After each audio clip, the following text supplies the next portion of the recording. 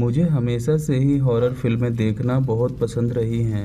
ये उस समय की बात है जब सिनेमा घरों में एक हॉरर फिल्म रिलीज़ हुई थी। मुझे यह बताने की ज़रूरत नहीं कि मैं उस हॉरर फिल्म को देखकर बहुत ज़्यादा एक्साइटेड हो गया था। अनजाने घर में शिफ्ट होना और उसके साथ भूतिया घटनाएं घटना, इस फिल्म के डायरेक्टर ने इसमें जान डाल दी थी। एक शाम मैं और प्रतीक प्रासु के घर पर स्लीप ओवर के लिए गए हुए थे। हम प्रासु के कमरे में बैठे हुए थे।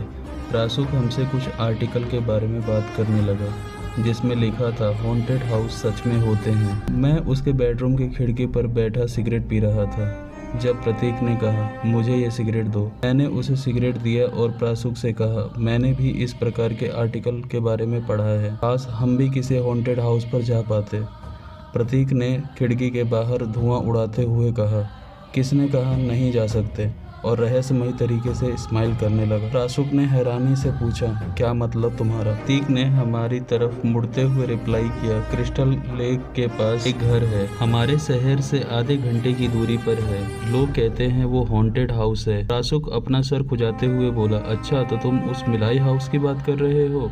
मैं इस घर के बारे में कुछ नहीं जानता था। मैंने कहा कौन सा घर, कौन सा मिलाई? प्रासुक अपने बेड से उठा और लैपटॉप ऑन किया। उसने कुछ सर्च किया और कहा हाँ मैं सही था, मैंने इसी जगह के बारे में पढ़ा था। इस घर की कहानियाँ बहुत अजीब हैं। बहुत साल पहले यहाँ पर एक मिलार्ड नाम का आदमी रहता था। उसकी बहुत सुंदर बेटी थी, पर वह आदमी बहुत सख्त था और वो कभी भी अपनी बेटी को घर से बाहर नहीं जाने देता था। एक दिन उसे पता चला कि उसकी बेटी का अफेयर उसके डाकिये के साथ चल रहा है। मिस्टर मिलार्ड को बहुत गुस्सा आया और उन्होंने अपना आपा खोते हुए अपनी बेटी को सीढ़ियों से नीचे ढकेल दिया। उसकी बेटी की रीढ़ की हड्डी टूट गई और फिर वह कभी भी इंसानों की तरह नहीं चल पाई। लोग कहते हैं कि वह पूरे घर में कुत्ते की तरह रेंगते हुए ज़मीन पर चलती थी। इस घटना के बाद आते जाते लोगों ने पुलिस को बताया कि घर में से बहुत ज़्यादा बदबू आ रही है। पुलिस ने घर को खोला तो पुलिस को मिस्टर मिलार्ड की डेड बॉडी सीढ़ियों से नीचे गिरी मिली। सीढ़ियों से गिरकर अपनी गर्दन तोड़ ली। उन्हें उसकी बेटी की डेड बॉडी उसके बेड से मिली। मैंने मुस्कुराते हुए पूछा इसमें डरावना क्या है? शायद बेटी ने बाप से बदला लिया होगा और फिर अपने आप को मार लिया होगा। प्रासुक मुझे बड़ी आंखों से देखता हुआ बोला फॉरेंसिक रिपोर्ट के हिसाब से उसकी बेटी की मौत 20 मार्च को दोपहर में 12 बजे हुई और मिस्टर मिलार्ड की मौत 20 मार्च को रात के 12 बजे हुई। और हैरानी की बात यह थी कि कोई ज़बरदस्ती घर के अंदर नहीं आया और ना ही बाहर गया। और हाँ, वहाँ के लोग कहते हैं कि बेटी की गुस्से वाली आत्मा ने उसे मार डाला। प्रतीक ने कहा चल के देखें, क्या कहते हो? प्रासुक और मैंने हामी भर दी। हम लोग उसी वीक प्लान बनाकर निकल गए। मैंने अपनी कार ली और शाम को हम लोग चल दिए। हम वहाँ पर पूरा मज़ा करना चाहते थे तो हम अंधेरा होते ही चल दिए, लेकिन मुझे इस फैसले का हमेशा से पछतावा रहेगा। प्रतीक ने सही कहा था, हमें वहाँ पहुँचने में बस 30 मिनट का समय लगा। उस जगह का नाम क्रिस्टल लेक बिल्कुल सही रखा था क्योंकि चाँद और सितारों की रोशनी से वह लेक चमक रहा था। हमने अपनी कार को वहीं तालाब के पास खड़ी कर दी। वो चांदनी रात थी, चारों तरफ चांदनी फैली हुई थी। मिलार्ड का घर तालाब के दूसरी तरफ विशाल खड़ा था। हमें नहीं पता था कि हमें मिलार्ड के घर के पास पहुंचने के लिए तालाब पार करना पड़ेगा। किस्मत से वहां लकड़ी के साथ 2 नाव बंधी हुई थी। हमारे आसपास का माहौल बहुत ही ज़्यादा डरावना था क्योंकि वो इतनी खुली जगह थी कि हमें एक एक आवाज़ साफ साफ सुनाई दे रही थी, जैसे पेड़ों की आवाज़, झींगुर और तालाब के पानी की आवाज़। मैंने अपनी कार को लॉक किया, फिर हम नाव पे चढ़ गए। प्रासुक और मैंने नाव को चलाना शुरू किया और प्रतीक हमें टॉर्च से रास्ता दिखा रहा था। जैसे ही हम उस घर के पास पहुँचे, वो घर अब पहले से भी ज़्यादा डरावना लग रहा था। टूटी खिड़कियाँ ऐसे लटकी थी मानो कभी भी गिर सकती हों। वो घर बिल्कुल ही खंडर हो चुका था और उस घर के अंधेरा ही अंधेरा था। हमने उस घर का दरवाज़ा खोला तो वह एक चरमराती हुई आवाज़ से खुला। पता लग रहा था कि वहाँ सालों से कोई नहीं आया। प्रतीक ने अंदर टॉर्च मारी तो उसमें से हजारों चमगादड़ निकलकर भागने लगे। हम बहुत ही ज़्यादा डर गए थे। मैंने ये सब देखते हुए कहा क्या सच में तुम ये करना चाहते हो? प्रतीक ने कहा बस करो यार, बच्चा बनना बंद करो, चलो। प्रतीक प्रासुक अंदर चल दिए। मुझे भी उनको फॉलो करना पड़ा। वहाँ पूरे घर में अंधेरा था। और वहाँ जो भी लाइट थी वो टॉर्च की लाइट थी और थोड़ी सी चांद की रोशनी जो कि टूटी हुई खिड़की से आ रही थी।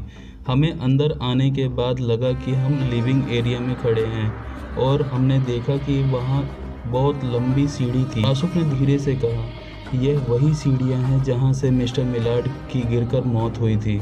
मकड़ी के जाले और मिट्टी से पूरा घर भरा हुआ था। मैंने तो कुछ चमगादड़ घर की छत पर भी लटके हुए देखे।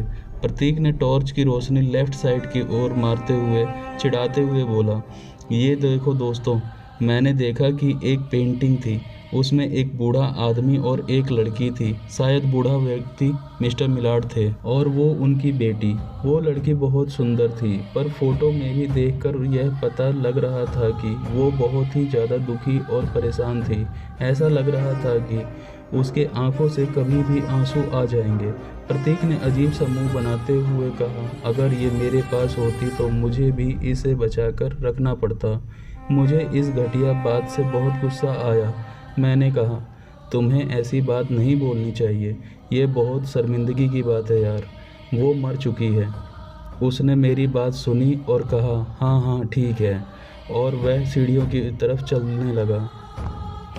प्रासुक ने कहा, तुम कहाँ जा रहे हो? उसने कहा, चलो बेटी का रूम देखते हैं, वैसे भी हम इतनी दूर सिर्फ इतना नहीं देखने आए। प्रासुक भी प्रतीक के पीछे पीछे चल दिया। मैं भी मुड़कर उनके साथ जाने लगा। तभी मुझे किसी के हंसने की आवाज़ आई। मैं रुका और बोला, क्या तुम लोगों ने वो आवाज़ सुनी? प्रासुक बोला, क्या सुना? इससे पहले कि मैं उसे कुछ बता पाता, मुझे ऊपर से प्रतीक की आवाज़ आई, चलो ऊपर आओ, बिना बात का ड्रामा मत करो। मुझे बहुत बेइज्जती सी महसूस हुई और मैंने सोचा अब मैं कुछ नहीं कहूँगा। जब मैं ऊपर चढ़ने लगा तो मुझे सीढ़ियों से अजीब आवाज़ आ रही थी। मैं जब ऊपर पहुंचा तो प्रासुक और प्रतीक को बंद दरवाजे के पास खड़ा पाया। वो उस दरवाजे को खोलने में लगे थे। मैंने पूछा, क्या हुआ? प्रासुक बोला, ये दरवाज़ा खुल नहीं रहा। इतने में प्रतीक बोला, ये टॉर्च पकड़ो, मैं कोशिश करता हूँ। प्रतीक ने बहुत कोशिश किया बट दरवाज़ा नहीं खुला। हम उस दरवाजे के पास खड़े होकर यह सोच रहे थे कि अब क्या करना चाहिए। तभी हमें हंसने की आवाज़ सुनाई आई। उस आवाज़ से हम सब चौकन्ने हो गए। मैंने प्रासुक से कहा, यही आवाज़ मुझे नीचे भी सुनाई दी थी। मुझे लगता है अब यहाँ से चलना चाहिए, बहुत हो गया। प्रतीक ने सब जगह टॉर्च मारी लेकिन कुछ दिखाई नहीं दिया। फिर वह बोला, शायद यह आवाज़ इस दरवाजे के पीछे से आ रही है। मुझे नहीं पता कि आप लोग मुझे पर विश्वास करेंगे या नहीं, लेकिन उस दरवाजे का हैंडल खुद हिला और दरवाज़ा खुल गया। हमने तुरंत कमरे में देखा। वो एक पुराना गंदा कमरा था। वहाँ एक फटा हुआ बेड था एकदम कमरे के बीच में। चांद की रोशनी से थोड़ा थोड़ा दिखाई दे रहा था। हम उस कमरे में जैसे ही घुसने लगे, हमें वो हंसने की आवाज़ फिर से सुनाई दी। वो किसी और की आवाज़ थी। मेरे सच में रोंगटे खड़े हो गए।